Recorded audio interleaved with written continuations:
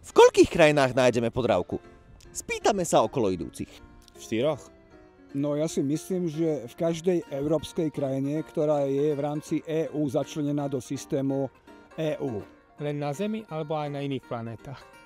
Môžem? Áno. 42. Výborne, odpoveď na všetko. A do ktorej krajiny by ste išli ochutnať tú Podravku najradšej? Fú, tak možno do Číny. Čínska Podravka? No, to by mohlo byť zaujímavé. 15. 5? Je ich trošku viacej, ale spýtam sa vás možno, že v ktorej destinácii by ste najradšej ochutnali Podravku? V Chorvátsku. Samozrejme. Ježišmária. Tak zoberiem naokolo, to je 5, 6, 7. No ja by som povedala takých 8, 9, ale určite je to viac.